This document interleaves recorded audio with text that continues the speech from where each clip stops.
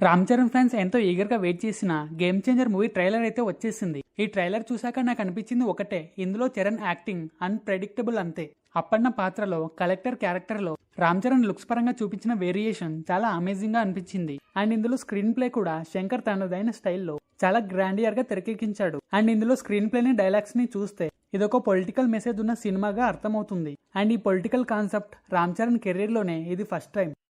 పాత్ర ఏదైనా అందుకోసం ప్రాణం పెట్టే గ్రేట్ యాక్టర్ రామ్ చరణ్.